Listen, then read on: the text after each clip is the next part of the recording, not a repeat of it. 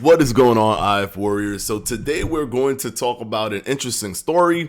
What happens when you don't eat for 44 days? Now, this has been done by many people, and I have studies here of people doing 20-day fasts, and of course, we're going to talk about the person who holds the fasting record for the longest fast. I've done a video on him years ago. I think maybe about 2017 I did a video on him, or 2018. But right now we're looking at a street performer called David Blaine. He stayed suspended in this box for over 44 days, exactly 44 days. 3 studies were done based off of his stunt, and he legitimately didn't eat for the time that he was there. He only drank water throughout the day. Now, you can see him here. Just by looking here, you can see that he is a bit overweight. When he went into the box that was suspended over London, he weighed about 200. I think I wrote it down here. He weighed 211.4 pounds. When he got out of the box after 44 days, he weighed 156.52 pounds. So he lost a lot of weight. And if you want to see how he looked after, this is how he looked after. So this is him in the box. You can see fat accumulation in the face. You can see that there's fat around the abdominal region, around the torso. He's carrying a lot of fat there. You can see there's some fat in the arms. But once you get to and even if you look at this picture here, you can see that there's a significant amount of body fat, just visually speaking, even around his face, around the belly region, around his chest area. But once we get into here, you can see a significant reduction in the face, a significant reduction in the body, even in the arms, as compared, to how it looks here. You can see that there's a significant reduction after the 44 days. Now, one thing that is important to understand is that David Blaine only drank water and did not consume vitamins. A lot of people try to compare his performance or his stunt with other studies. For example, they'll look at this study here, right? This study was between 4 to 21 days of fasting. And people use this to say, well, this is a big group, because it's over 1,000 people. So it's a better sample size than just David Blaine. Unfortunately, a sample size of N equals 1 is not a good sample size. It's not going to tell you what the majority of it's not a good thing to take to give that data to the majority of people and give them a recommendation of what to do. However, there wasn't anything different or out of the ordinary that David Blaine experienced that most people wouldn't experience if they fasted. However, looking at this study allowed the participants to eat almost about 300 calories in terms of like honey and stuff like that they could consume per day. So this isn't exactly the same thing as what David Blaine experienced. David Blaine had nothing. He had no vitamins or anything at all. He simply drank water. Now, for people that are like, oh, look, it's so perfect. He drank water. He lost all of that weight. Yes, he did. But there's a certain point where the body, the brain can work off of ketone bodies, which is what takes place during a fast of this length. The brain could deal with ketone bodies for about 72% of its energy, but it still requires, for that other percentage, it still requires glucose. And what happens is that the body will start to self-create glucose. And the unfortunate thing is that they normally pull that from the muscles. So the body is not going to continuously, in a linear fashion, just chop at the body fat, chop at the body fat, chop at the body fat. What will end up happening is that there will be a period where it's called glucose neogenesis, where the body will start to look at proteins that it can break down. Muscle tissue, even organs can shrink because the body is trying to extrapolate glucose from that. Glucose neogenesis is trying to turn that into glucose to provide that additional benefit, that additional percentage to your brain. So if we look at David Blaine's breakdown and how what were the percentages of his body mass reduction, which was massive. I mean, he lost a lot of pounds. He lost 54 pounds during that study, but he lost 22.02 pounds of muscle. This is the breakdown of the body fat that was lost. 26.1% of his mass reduction was fat, the smallest percent of everything else. Then muscular tissue was 42.4%, which is the most of all the stuff. Then non-muscular fat-free tissue was 31.4%. Now, what is that? That's like water, weights, glycogen, everything that's not muscle and not fat, basically going down. Muscular tissue, so basically fat-free body was 73.9% of what he lost. 26.1% was body fat. So this goes to show you that there is this cutoff period for people when it comes to just fasting and expecting this linear loss of fat. Now, is it better for somebody who's extremely overweight, or will this process be much different for someone who's extremely obese? Because he was considered overweight. He went in there at 211 pounds at 6 feet tall. That is overweight. And if you look at him, if you look at David Blaine, he looks to be overweight. Now, does he look to be morbidly obese? No, but he does appear to be overweight. And here he appears to look like he's underweight, which he was, because he was 156.52 pounds coming off of that fast. He was vitamin deficient in a lot of different vitamins, obviously, because he wasn't consuming some of the vitamins. I'm sure vitamin D wasn't a problem since he was getting, some sun while he was in a plexiglass suspended above London, around London, or in London, but he had a lot of nutrient deficiency. One curious thing that happened to both David Blaine and all these people in the study is that hunger was completely controlled after a certain amount of time. So around day 4 or day 5, he was incredibly hungry in day 2 and 3. But around day 4 and 5, he no longer felt any hunger. The hunger, though, as he mentally prepared himself to exit the plexiglass, started to come back. So hunger, like, your body wants to survive, but your body also, ghrelin, for example, one of the hunger hormone, is just going to reduce because of your pattern.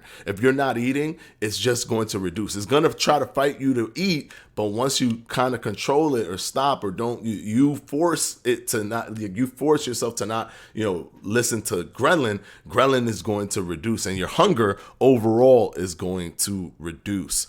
However, David Blaine is not the person who holds the record, obviously, for fasting.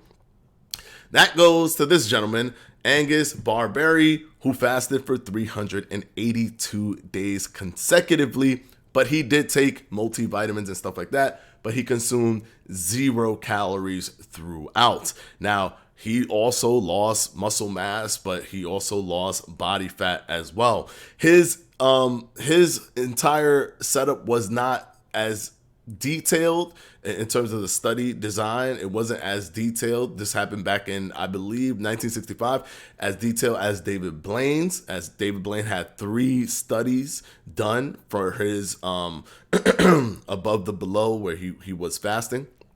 But you can see a massive difference, and he survived it. However, because of the ethics of doing this was never, ever allowed again in the scientific community. And you cannot break his record because Guinness won't even acknowledge you, considering the fact that this is an incredibly dangerous feat. And he did this under the guise of medical supervision, right? And the thing that's super dangerous is not even the fast itself, guys. The fast is not the dangerous thing. This is not the thing that's dangerous.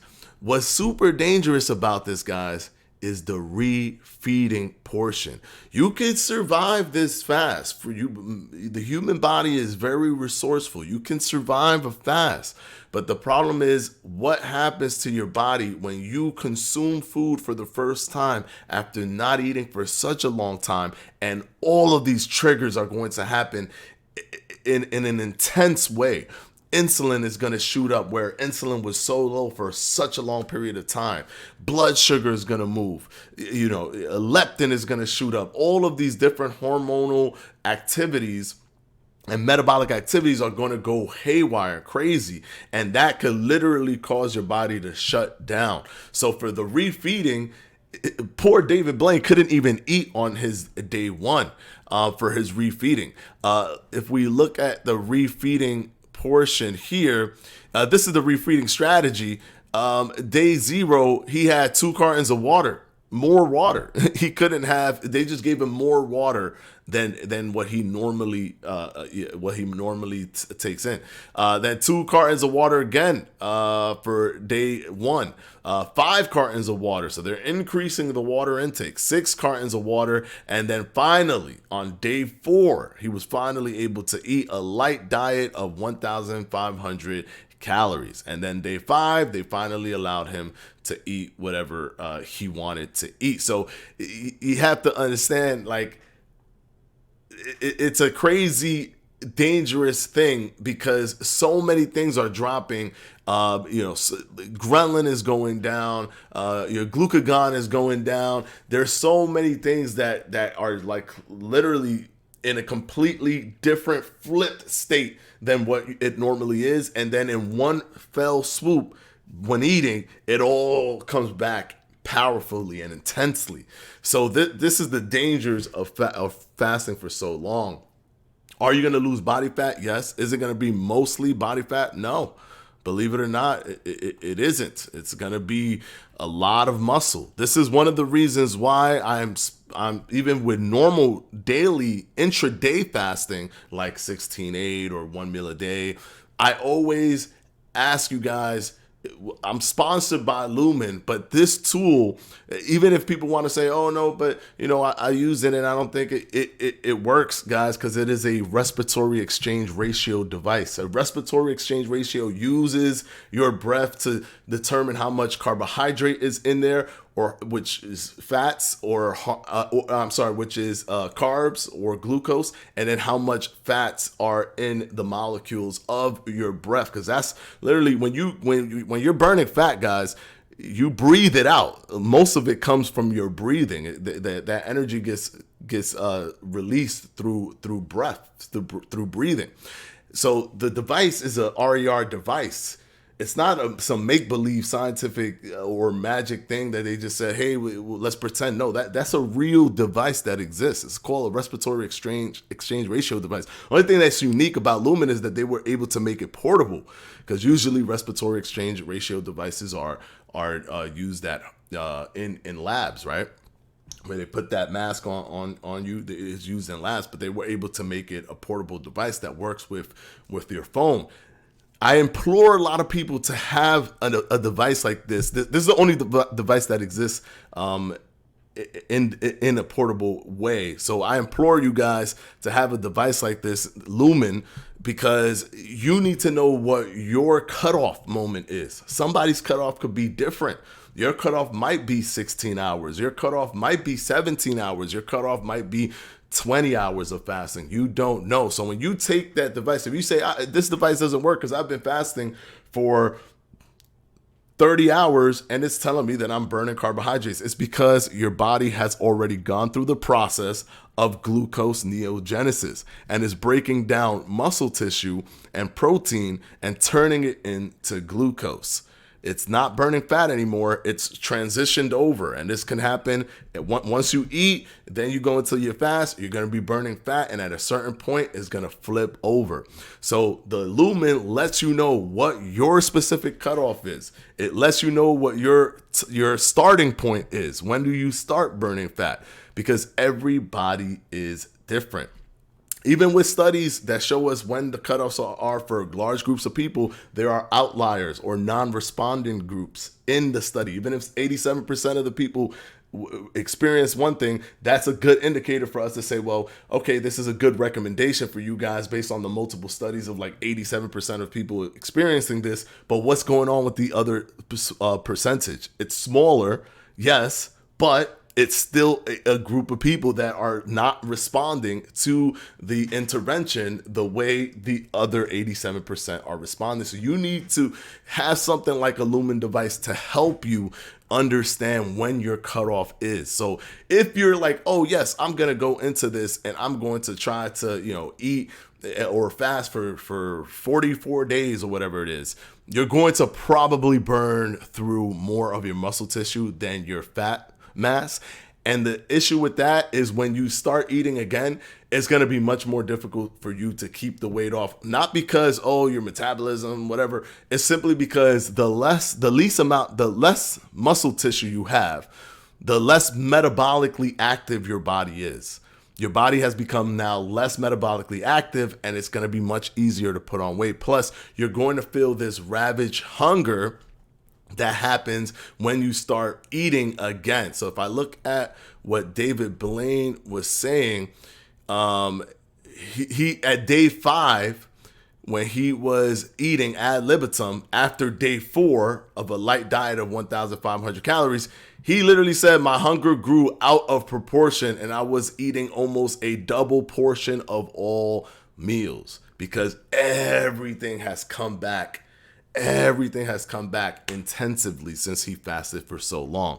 So if you guys want to just do these types of fasts, I implore you to be incredibly careful and pay attention to the data. You're not going to be losing body fat specifically. You're going to be losing more muscle than anything else, and fat-free body mass, which is glycogen, water weight, etc., organ shrinkage. Those are the things that's going to take place, and those things can be very, very dangerous. Hopefully this video has helped you guys understand a little bit about what happens when you fast for 44 days.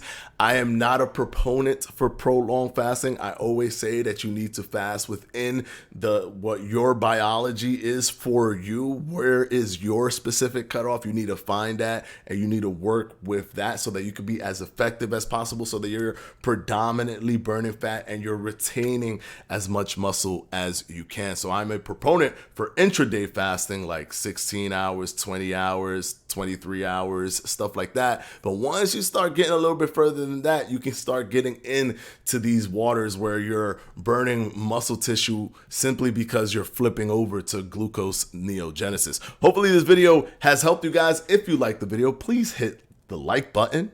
That tells me you like the video and it helps the algorithm.